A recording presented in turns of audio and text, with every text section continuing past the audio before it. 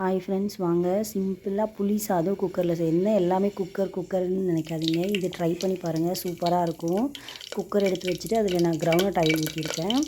அதில் கடுகு போட்டாச்சு. கடுகு போட்டு நல்லா பொரி ஸ்டேஜ் வரும்போது இப்போ கறி லீவ்ஸ் போட்டுக்கோங்க.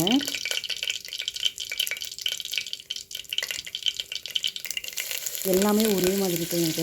இந்த இப்போ வந்து நான் செய்கிறத நீங்கள் ட்ரை பண்ணி பாருங்கள். உண்மையாகவே சூப்பராக இருக்கும். நைட்டு டின்னருக்கு திடீர்னு என்ன செய்யணும்னு தோணுச்சுன்னா, என்ன செய்யணும்னு தெரியலன்னா இதை ட்ரை பண்ணி பாருங்கள், சூப்பராக இருக்கும். இப்போது கறி லீவ்ஸ் போட்டதுக்கப்புறம் அதிலே க்ரீன் சில்லி ஆட் பண்ணிக்கிட்டேன்.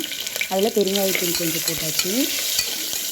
நல்லா க்ரீன் சில்லி ஆயிலே ட்ரை பண்ணால் கொஞ்சம் அந்த க்ரீன் சில்லியோடு சாப்பிடும்போது இன்னும் சூப்பராக இருக்கும் அது. அப்புறம் சின்ன வெங்காயம் வந்து இதுக்கு சின்ன வெங்காயம் யூஸ் பண்ணுங்கள், சூப்பராக இருக்கும். ஒரு கைப்பிடி அளவு போட்டுக்கோங்க.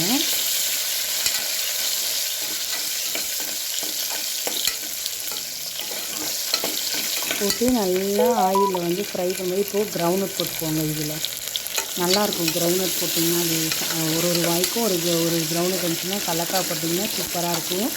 அதனால இப்போது நான் ஆனியன் அப்புறமா கிரவுண்ட்நட், அதை கலக்கான்னு சொல்லுவோம், கலக்கொட்டைன்னு சொல்லுவோம் எங்கள் சைடு, வேர்க்கடலை போட்டுட்டு இப்போது உப்பு தேவையான அளவுக்கு அதில் ஆட் பண்ணிக்கோங்க. அப்புறம் கொஞ்சம் மஞ்சள். இதுக்கு தக்காளிலாம் போடாதீங்க, ஏன்னா நம்ம புளி சாதம் செய்கிறதுனால அதில் புளி ஊற்றுவோம் இல்லைங்களா, அதனால புளிப்பு ஜாஸ்தி ஆகிடும். அதனால் தக்காளி அவாய்ட் பண்ணிட்டா அந்த ஃப்ளேவர் போட்டால் அது ஒரு ஃப்ளேவராக இருக்கும். இப்படி ட்ரை பண்ணி பாருங்கள், இது சூப்பராக இருக்கும்.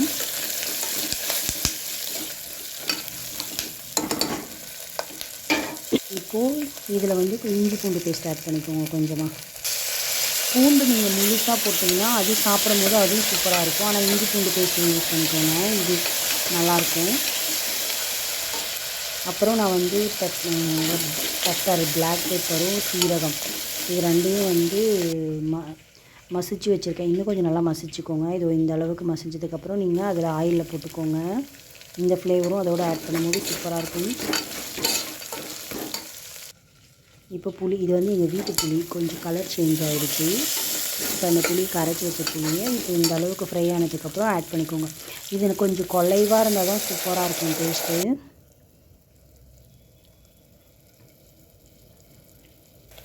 பாருங்கள், அந்த புளி வந்து நல்லா ஆயிலில் கொதிச்சதுக்கப்புறம் இப்போது தண்ணி ஆட் பண்ணிக்கோங்க. ஒரு டம்ளருக்கு 2 டம்ளர் நல்லா ஃபுல்லாகவே ஊற்றிக்கோங்க. அப்போ தான் கொஞ்சம் குழஞ்சிருக்கும்.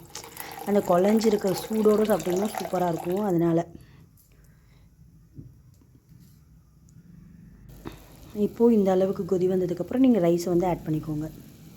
இது வந்து பச்சரிசி ஆட் பண்ணிங்கன்னா இன்னும் சூப்பராக இருக்கும். நான் வந்து இது என்ன சொல்லுவாங்க, ஆபாயில்னு சொல்லுவாங்க இல்லைங்களா, அந்த ரைஸ் யூஸ் பண்ணியிருக்கேன். அது கொஞ்சம் இருந்தது, அதனால் நீங்கள் ஆட் பண்ணிக்கோங்க. ஆட் பண்ணி நல்லா மிக்ஸ் பண்ணி விடுங்க.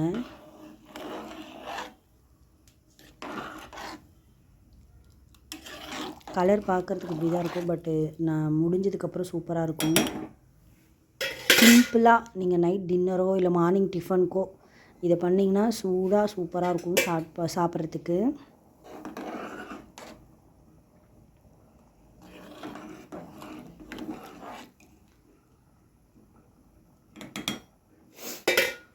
இந்த அளவுக்கு நல்லா ஒரு கொதி வந்ததுக்கப்புறம் நீங்கள் குக்கரை போட்டு 2 விசில் விட்டுக்கோங்க.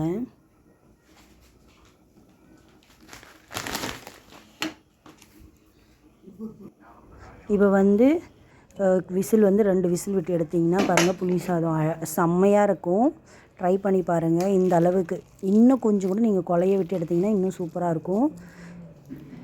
பிடிச்சிருந்தால் லைக் பண்ணி, ஷேர் பண்ணி, கமெண்ட் பண்ணுங்கள். ஒரே மாதிரி இருக்குதுன்னு நினைக்காதீங்க, டிஃப்ரெண்ட்டாக இருக்கும். ட்ரை பண்ணி பாருங்கள்.